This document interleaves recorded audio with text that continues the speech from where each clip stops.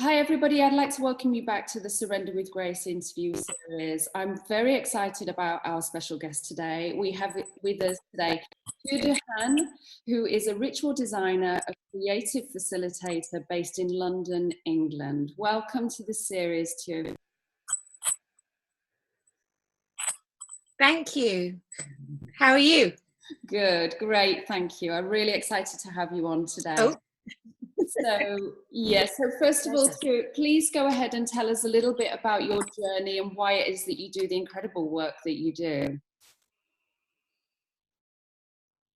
So the first thing I'm going to say is that the pronunciation of my name is, you were almost there, but I'm just going to, because it's such a weird name, nobody knows how to say it, but it's Tu, and the surname is Dahan. Just putting that there, because it's, people do look at it and go, So the work that I do is all about creating experiences that connect us to the heart and to our creativity and to a sense of wonder and to the moments that pass often unnoticed in our life and love and death, and which we can celebrate with much more intentionality and much more creativity by learning how to make rituals and miniature artworks of our own experiences. So that shows up in workshops, in rituals, in working one-to-one with clients and running online courses and public speaking, and also just doing it for myself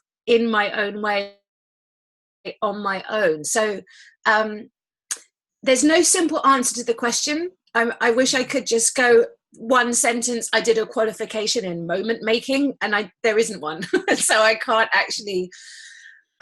give you a really neat distilled answer. I basically have worked with facilitating creativity for a long time. I've been running workshops since 2005. I went on my own personal journey around healing, around grief and my mother's death and my father's death and a bunch of death, and also a whole load of different things that I wanted to clear up. And in that process of learning how to connect with my own wisdom and intuition and compassion and creativity, I kind of figured out it was a little bit like putting ingredients of a soup together along a kind of meandering path. Like somebody gives you a carrot and then somebody else gives you an onion and somebody else gives you a bay leaf, and you end up with this soup that is unique and is a kind of composite of all of the different experiences that I've been through. And then it was about 14 years ago that I went, hang on, I could share my soup. It isn't all just for me. I can actually distill some of these things and offer them back into the world. And so when I hired a treehouse village in a forest, as you do, and I invited a bunch of people to come and be my guinea pigs. And I designed a weekend retreat around getting people to connect with wonder, and it worked. And then that evolved into not parents to connect with wonder and to connect with their children. And that became a really successful not-for-profit. And then out of that, I experienced yet more death, more grief, and had to kind of put down the not-for-profit and reconfigure it. So the essence remained the same from that treehouse village right through to now. It's 14 years, but the way in which I share it with the world has evolved and changed. Mm-hmm. It's about celebrating the moments of being alive and making them into the artwork, as opposed to having a medium such as a book or a song or a painting or a film. It's like making the actual experience itself the thing which you turn into your creative artwork. That was a really meandering answer to what should have been a straightforward question. Right. There's no simple way of answering it. I hope that answered your question. It certainly did. No, it was beautifully put, actually. It was really, really interesting. And I love it that you work with parents and children. I love the treehouse idea. That's just awesome. What made you come up with that idea?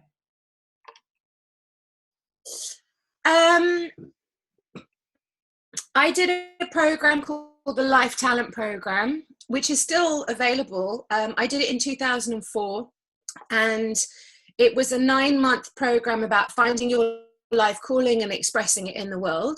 And in that program, there was, it was like 20 days spread over 9 months. In the very first weekend, there was an exercise where we had to pick a problem, and we had to use what we were told was the Disney model of solving it. Now, Disney apparently have 3 departments. I mean, I don't know if this is apocryphal or not, but let's just go with it. They have dreamer, planner, and constructive critic. And dreamer is pure creativity. No idea is a bad idea. They don't have carpet, they have astroturf. They don't have sofas, they have hover chairs. You know, like it's a place of play and creativity and energy. And in this exercise, you were asked to step into the state of dreamer by literally having an invisible circle on the floor, taking a problem that you experienced and dropping into dreamer. The problem I took was, I'm a singer. That's another thing that I am. And I took my problem of how can I incorporate my singing and my songwriting into the rest of the work that I want to do in the world, the stuff around connecting with heart.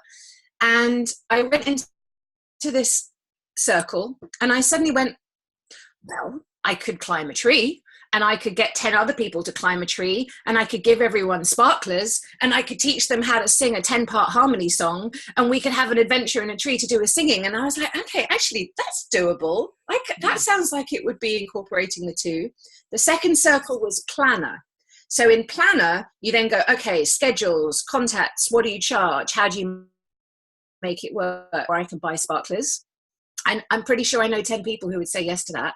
And then the third circle was constructive critic. Wasn't very constructive. It was like, well, that's not really answering the question, and you can't make a living from doing that, and that isn't really the same thing. Anyway, so after the exercise, the guy asked everybody who had been in the course to put their hands up and say, who found Dreamer easy? I put my hand up. Nobody else in the whole room put their hand up.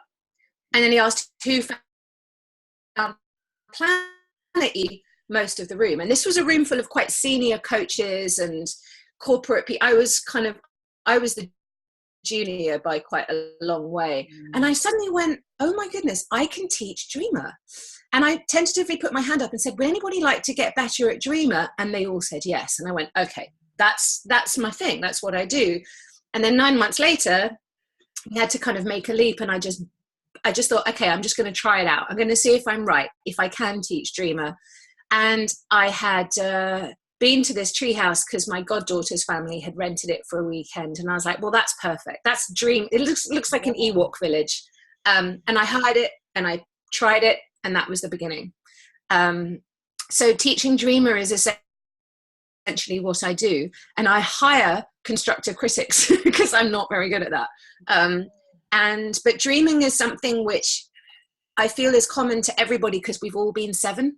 Mm-hmm. We've all been in a period of our life where we really have the expertise to be able to connect with our creative imagination and to access that state of wonder and playfulness and creativity and joy.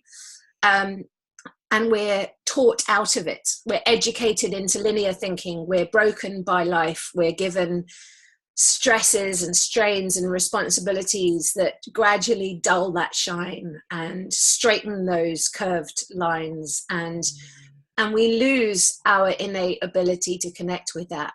I've never lost it, thankfully. And not only that, but I know how to teach it. So that's basically what I've been doing. And then the kind of the packaging around that has changed from parents and kids because children are really good at it. And if you are a parent, which I'm not, often you can inhabit the space of responsibility and stress and worry, and you end up having the child be the only playful person in the family, and you take everything else. So my invitation was, what if you could connect more deeply to your child by virtue of connecting with your own playfulness, and also connect with yourself as a result of going through that process.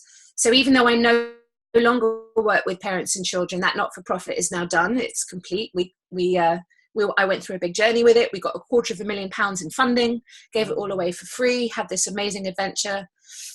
That's done. I was also caring for my dying father while that was going on, which was pretty intense. And when he died and the funding came to an end, I had reached the end of my own energy and playfulness, and I had to put it down. I put it down, and I had a period of lostness and grief and limbo, and then I gradually put it back into alignment again, and now I'm doing what I'm doing, which is at core the same but a different structure. Wow, that's beautiful. I might have had too much, by the way. I might be talking too much because I've had a double espresso. Quite a lot of coffee in this. Yeah, no, that's great. That's awesome. And what a beautiful story. I think what's beautiful is that you're bringing that now. I mean, it is, isn't it? Our life experience, it all comes into what we do now. And what I love about you is you've chosen a career and you're living you're just being so authentic and being you, and to make that into a job is everything. I mean, that's the best job in the world. So tell us a little bit about your sorry? I said thank you. That's all. Okay. So tell us a little bit about being a ritual designer and a creative facilitator. How does that work with your clients now? And do you work in groups? I think it's individuals as well as group work. Tell us a bit more about that. Sure. So the ritual design side is really varied. And it's still burgeoning because a lot of people don't realize that it's on offer or that they need it. And until they happen to come across me, or they maybe watch my TED talk, which is called Why We Still Need Ritual, or they have an experience in their life which they can't necessarily honor in a way that feels satisfying, they don't realize that it's a gap until they realize that there's somebody filling that gap. So for example, I did a funeral on Saturday for somebody who was not religious and at all, and it would have been entirely inappropriate to have a religious service. And if you go to a crematorium and have a non-religious service, in this country anyway, I don't know about other countries, you have an incredibly short amount of time. Crematoria have like a 20-minute essentially slot. Once you're in and out, it's 20 minutes. 20 minutes to honor a life and to express grief is simply not enough. So the son of this guy and I created a ceremony that was that didn't have a coffin. It had his ashes, and we did it in the pub where his dad drank. And as he said, this pub was his church. And we had essentially, we created a ceremony that incorporated his friends. And we designed a ritual that was spacious and generous and had laughter and tears, and the idea being that we wanted to create something that was bespoke to this man, rather than having to fit your grief and your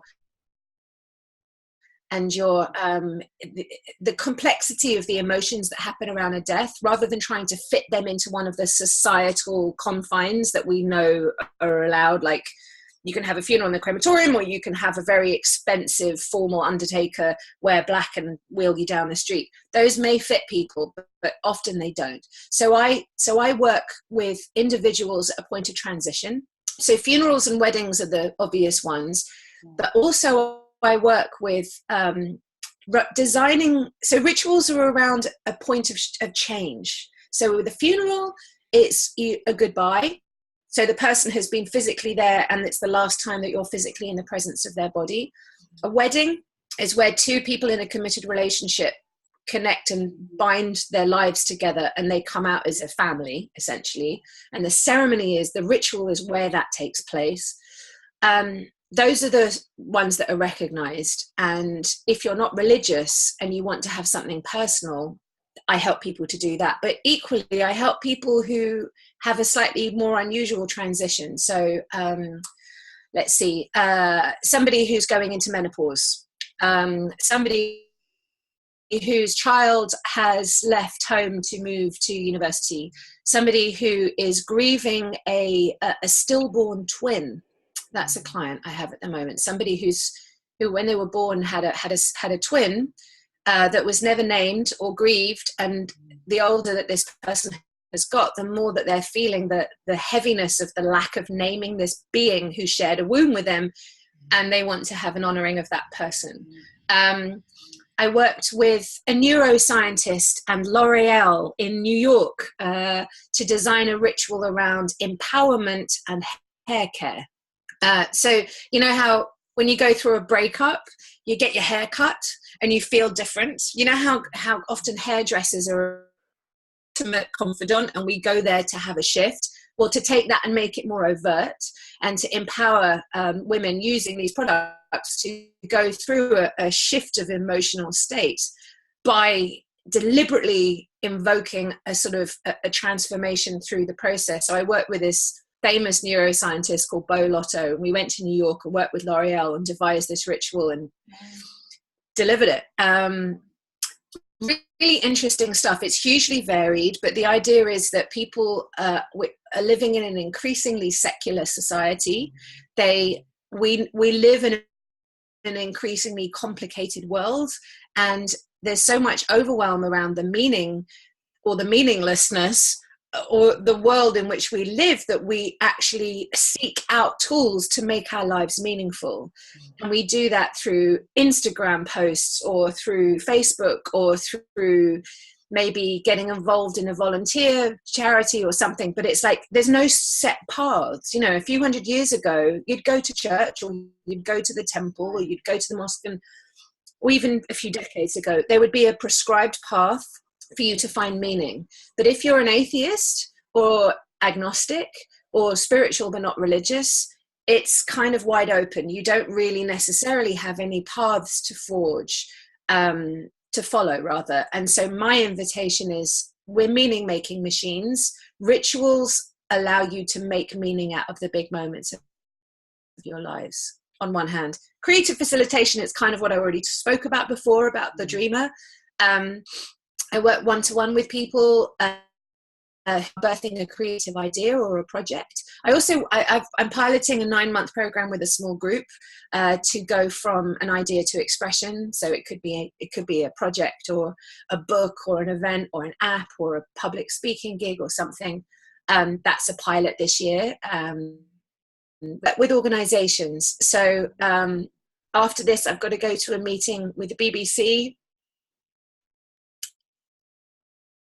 where I'm working with a group of script writers who are brainstorming ideas for a children's cartoon called Go Jetters, which is all about going on adventures. So they're bringing me in to facilitate a one-day workshop with all of their script writers to come up with to teach them Dreamer, essentially. So to get them to come up with multiple ideas for scripts about going on adventures, and as a part of that I get to make them go on a mini adventure, which I'm very much looking forward to. So it's really varied.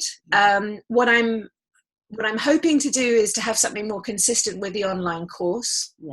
The online course is all of these things brought together, and that's something which I'm piloting now, and I'm loving it. So I teach all of this stuff in 90-minute chunks, one about creativity, one about self-care, one about work, and one about sneaking around making the world a more magical place.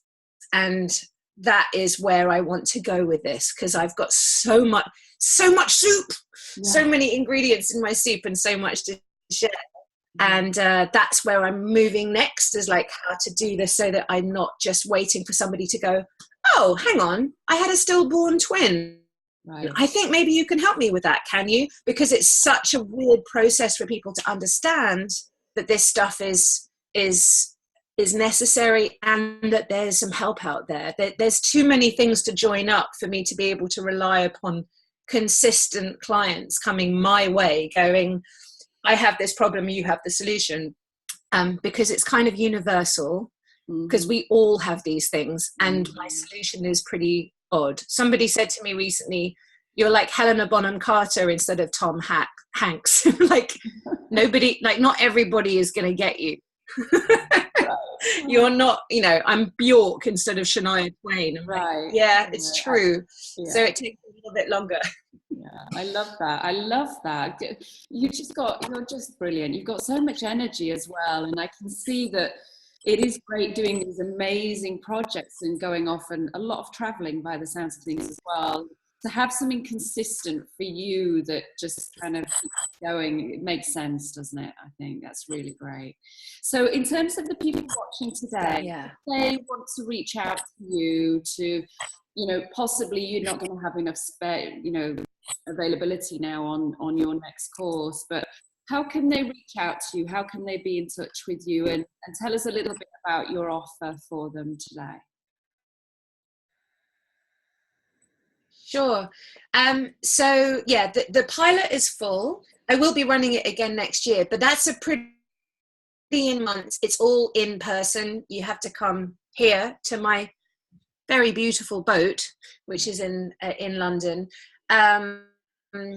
That is possible. I'll be doing it this time next year, but let's hang back on that. So the first thing to do is go to my website, which is tudahan.com, which I'm imagining you might put into the blurb that goes with this. I would imagine I can spell it. And on there, you can find the online course. So the online course is called, the whole kind of business is called The Possibility of Wonder.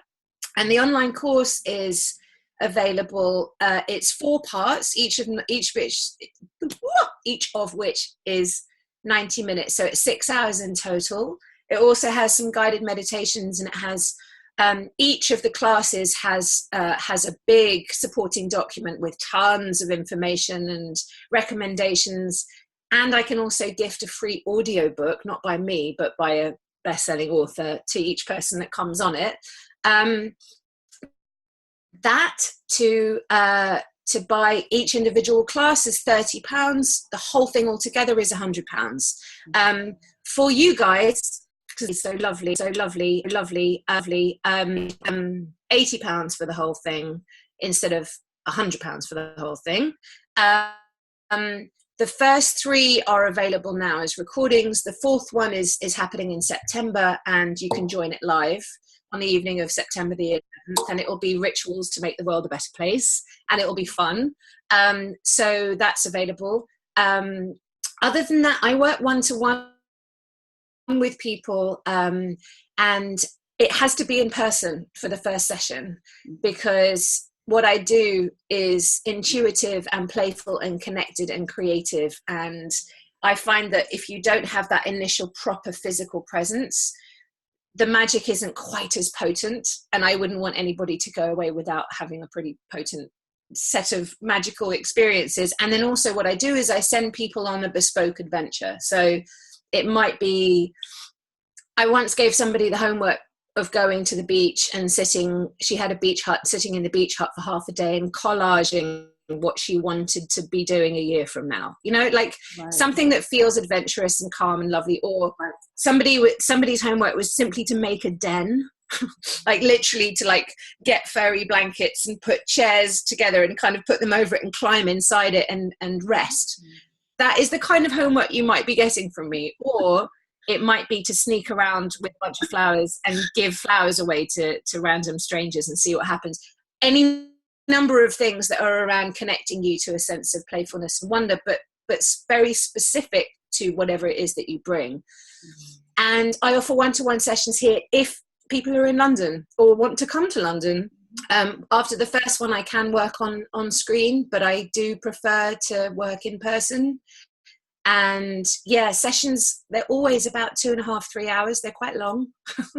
It's like half a day, basically. You're kind of having this full-on experience of life and love and adventure, and it's powerful stuff. So there's the one-to-one, there's the online course.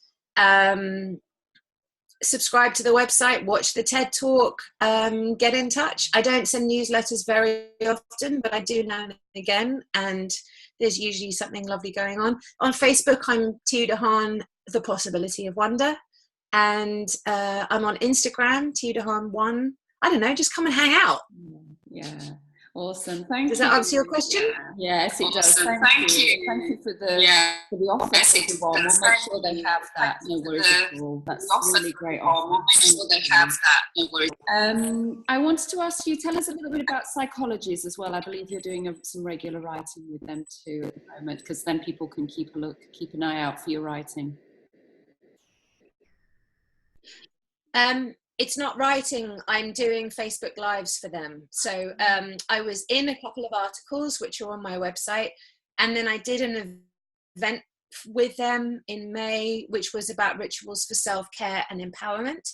And I met the editor, and she offered me a monthly Facebook Live slot on their Facebook page, which has been brilliant because it means that I get to kind of hang out and talk about a subject. And suddenly there's 8,000 views, which is just brilliant. So I'm doing that every month. I'm hoping to do more collaborations with them, but we haven't dug into exactly what that's going to look like. They will do an article on me on the boat at some point. And I'm hoping to do, I want to get involved and develop some more material with them. But no, at the moment I'm not writing for them. She hasn't actually realized that I am a writer, which is fine. I like talking, so that's okay. So yeah, Psychologies magazine on my website. There's a tab for video, and beneath that, one of the tabs is you can see all the ones I've done. There's also a project which I'm just beginning, which is interviews with magical people having magical conversations about wonder right here on this boat. And one of them is the neuroscientist that I mentioned before. I've got incredible people who are lined up to speak on that, like really extraordinary. A quantum physicist who's got a virtual reality lab, famous children's author who works with storytelling and wonder, a really celebrated designer who works with outside visually, a founder of an amazing company that it's sort of teaching companies how to reimagine solutions to the world, a photographer who's done a project with street children around giving them camera view, all sorts of amazing people. I could go on, but yeah, so that's called The Possibility of Wonder, and I'm just opening. That will be free. That will be on the website as well. That's great. Awesome. I'm really looking forward to that. I mean, that's just really exciting stuff, really. And you're passionate about it, and it's so clear to see. It's wonderful. So tell us a little bit about the boat. How long have you lived on the boat, and what inspired you to do that? It's fun, actually. I can see you. It's very you. Oh, I love this boat. So I bought the boat about a little over a year and a half ago. Basically, and London rents are really expensive, and I was caning the cash, and I thought, how could I buy a property in London? Surely there's some way of doing it. You know, I was sort of looking at what I could afford, and I was like, I could afford a 1-bedroom flat in Glasgow. I don't want to live in Glasgow. Yeah. And then two entirely unrelated friends, messaged me pictures of them on their canal boats in London. Both of them lived in completely different parts of town, in very small boats actually, and they were both blissfully happy. Nature, very kind of creative, very calm, enjoying the seasons, planting vegetables, sitting on the deck playing guitar. And I suddenly went, hang on, boats. And I went online, and there's hollowduck.com, which is where all the boats are for sale. And if you just want to spend a happy half hour, go and look at what's on Hollow Duck. There's everything from a 5,000 sort of old tub of steel that's about to sink through to sort of £3 million yachts. Everything's there. And I just put in houseboat for sale London, and this place came up. And as soon as I saw it, I completely fell in love with her. She didn't look like this. I've done her up, but I knew, like, I had a proper little flush of the heart, because she used to be a passenger boat, so she's very unusual. And And as soon as I saw the picture, I had a little, and I came and had a look. And the woman selling it was so lovely. And she had has a cat called Obi-Wan Kenobi, who met me at the gate. I was like, that's it, job done. I'm totally hugged her 3 times. It was the least commercially minded transaction anyone's ever made. It wasn't, there was no bartering. It was more like, no, let me pay you that. No, I'll pay. No, let me. It was like, it was so ridiculous. That's great. I did her up, and now she is not only my home, but she's like being on retreat, and I'm slap bang in the middle of the city. I mean, wow. I'm surrounded. It's completely central. I've never lived anywhere more central in my life, and I grew up in London. I mean, I've lived other places, but it's utterly calm. It's deeply peaceful. I have a roof deck, and you sit on there. And it's like being on holiday. That you just watch the birds, and there are bumblebees, and I have amazing neighbours, and I sleep so well, and everything's white. And yeah, I've got the most beautiful kitchen. I've got central heating. I've got an incredibly comfortable bedroom. I'm deeply in love with her. And I feel like she is, well, I love the fact that she is a she. Right. And that it's like, she's my friend. She's my ally. We work together, like she's not just she's not a shell. She has a particular quality that is instantly felt by anybody who steps onto her. Right. Yeah. Totally. I love that. What a beautiful story. I love it. It's very you. It's really, really fantastic. Really. So so thank you for also explaining how to pronounce your name properly. Tew. Can you just tell us about, see our audience there? I beg your pardon?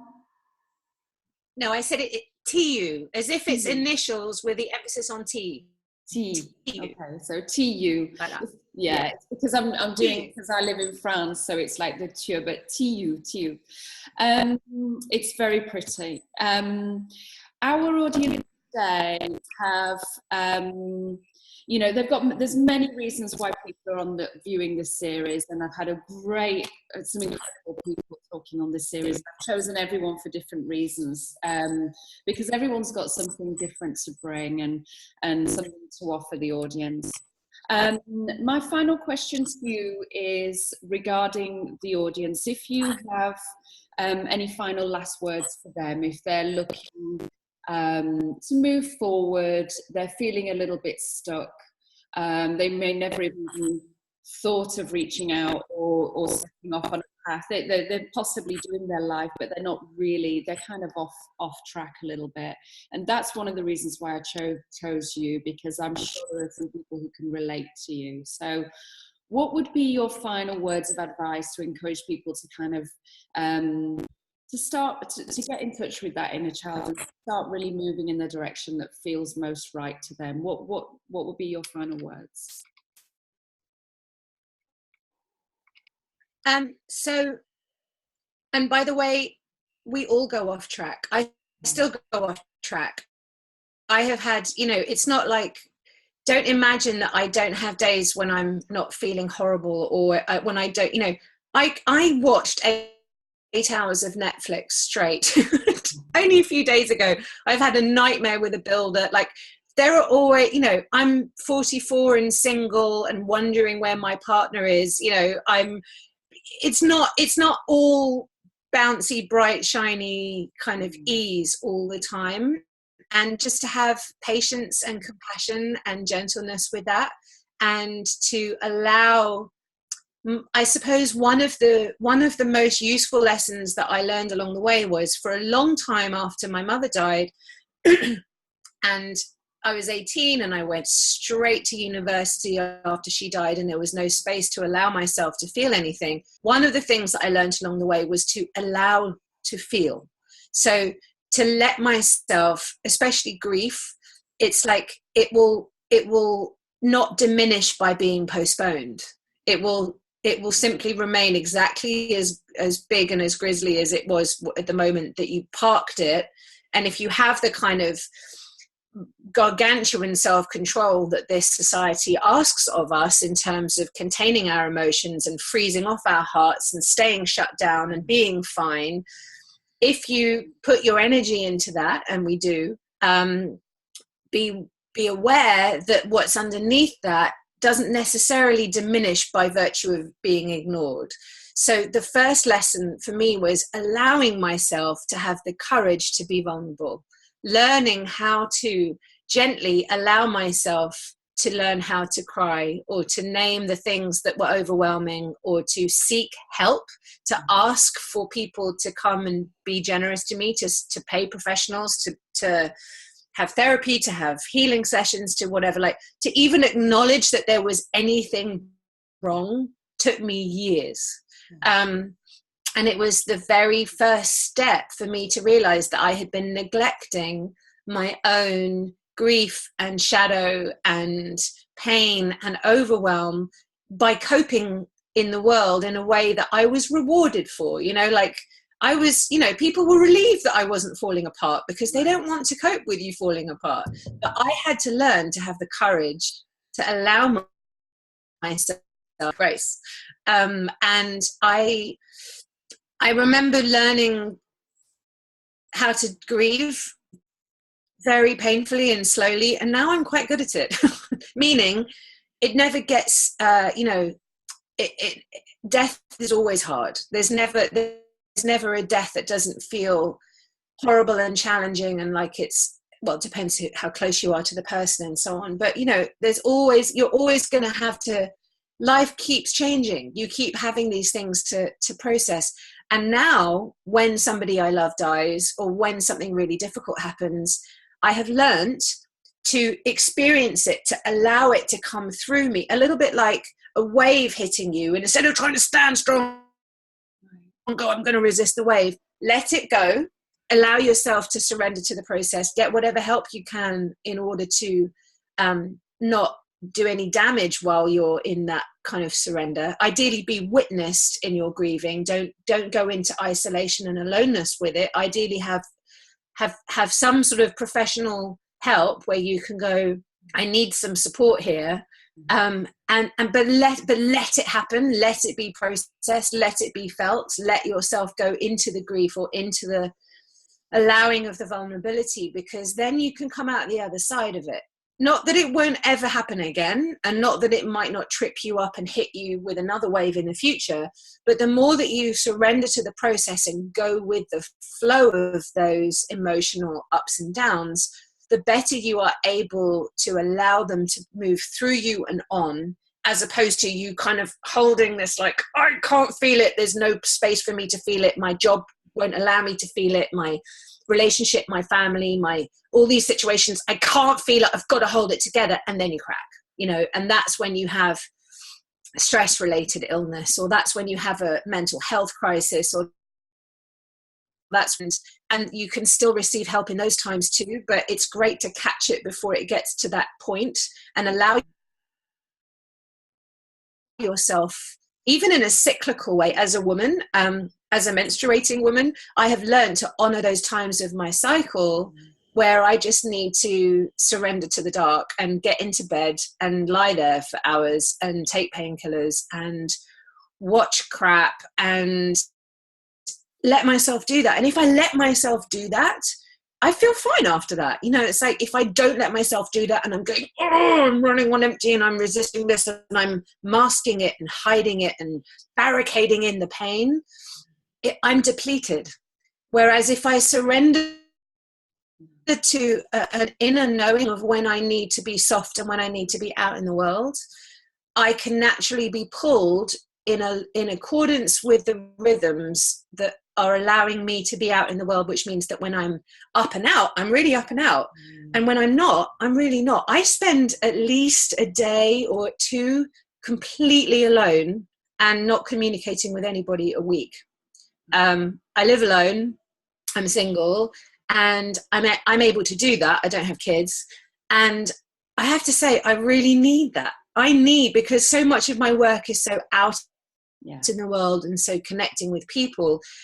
I'm obviously not an introvert, but if I don't take space to do my equivalent of building a den and cooking enormous amounts of spaghetti and watching crap on Netflix, I can't actually be out in the world and be who I am. I've learned to allow myself deep rest and deep honoring of those parts of me that aren't necessarily how the world expects one to be. And so that would be my kind of the baby step advice is, when the wave hits, allow it, but receive support, and don't berate yourself for needing to rest, for needing to cry, for needing to grieve, for needing to be need all of those things. That is the very nature of being human. And while it doesn't exactly get easier, what does change is the swiftness with which you can move through the difficult stuff. I don't stay off track for very long now. If I make a decision that's really bad, like stupid or something, or I make a mistake, I'm only off piste for a few hours, not for weeks and months and days and years. You know, I can kind of catch it and come back on course. That's it. That is my pearl of wisdom: allowing, surrendering, which is appropriate given the title of this. Surrender with grace. Exactly. It is that about being present and just letting it flow through you. And that's really great advice, I think, rather than keeping it locked up inside and putting up that wall like you described. I think that's really beautiful part. Thank you. Okay, so I'm going to let you go because you're a very busy person. And thank you so much for taking the time. It's been such a pleasure. We'll make sure everybody has all of the contact details for you. Thank you so much for your generous gift as well. Just really, really generous of you. And I'm excited. I think I'm going to come and work with you next year as well. So I'm backwards and forwards to London. It'd be great to meet you. Oh, great! Oh, I'd love that. Yeah, I'd love that too. Brilliant. I'd love that. Yeah, you come to the boat. I think you should come to the boat. Yeah, definitely. All right. So thank you so much on behalf of everyone. And have an awesome day, and we'll see you soon. Thank you. Bye, everyone. I'll see you tomorrow.